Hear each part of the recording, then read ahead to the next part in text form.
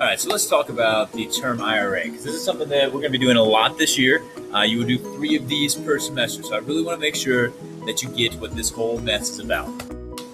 So basically, you're going to get points for 2 things. One, writing this reflective essay. That is worth, let me get it here so you can see it a little better.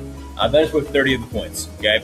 The other 5 points come from taking this quiz or this book talk. So basically how this is going to break down is you're going to write me a reflective essay. Clearly, this is the more important part, right? So reflective essay means we're going to kind of toss the whole summarizing concept aside for a little bit. That's requirement's going to be hit here in the quiz or the book talk. And for the essay, you're really looking at what did you feel about your book. At the most basic level, that's what these essays are about.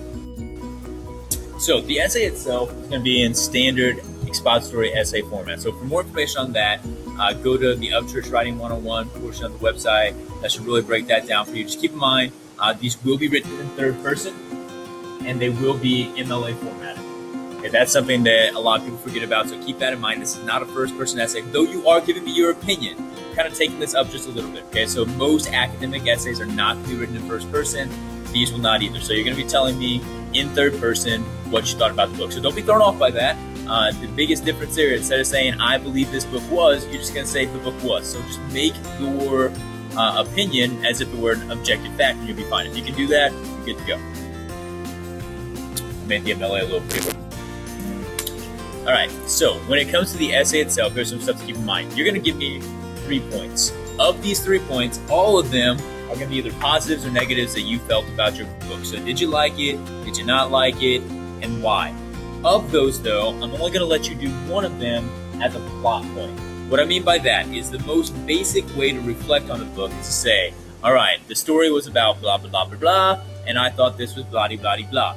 Now, that's easier than taking it to the next level, which is a literary analysis, which is to say, I'm not talking about what happened in the book, plot, but how the book was actually structured as a piece of literature. So I'm cool with doing a plot reflection, but if you tell me things like, I like this portion, I like this portion, I like this portion, really we're only talking about one thing when it comes to the book, and that's plot. So you can do one of those. The rest of it needs to be about the portions of it as a piece of literature. So we're talking like character development, even things like structuring of chapters. Were they long? Were they short?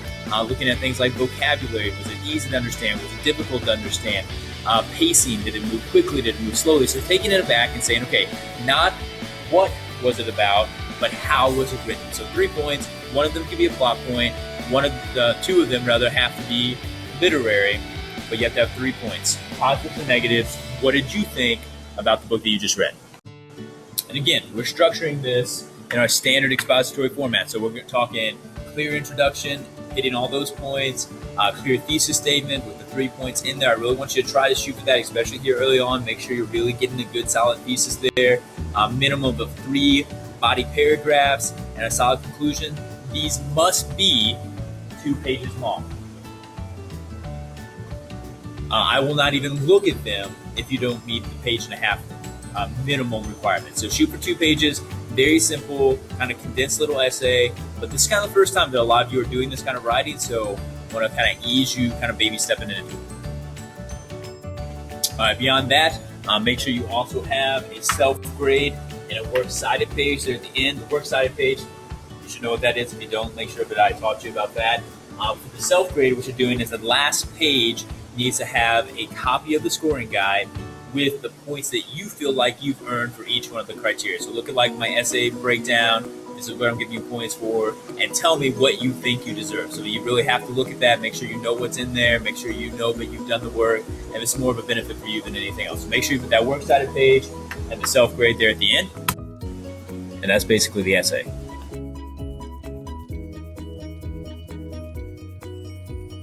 All right, so there's really just one more thing to be aware of when it comes to the whole IRA thing. You're going to do these 3 times a semester, which means every semester you're going to read a total of 3 books. Of those 3 books, you're going to have to do a nonfiction, classic, and a free choice. How you choose to do that is completely up to you. You don't have to do this in any particular order, but I do ask that you do all 3 of these. Now, what that's going to look like for you is I will give you recommendations like, hey, it's probably a good idea for you to do your free choices first time, or hey, we're going to be looking at this during the second term, so it'd probably be a good idea for you to read your nonfiction then.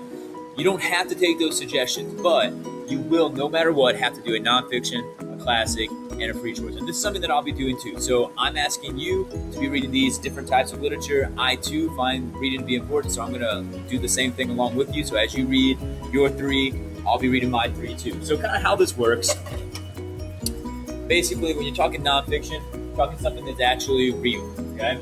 So you're going to pick a book that is not fiction, okay? That's what nonfiction is. So for this, what I recommend that you do when you're thinking, what is my nonfiction book going to be?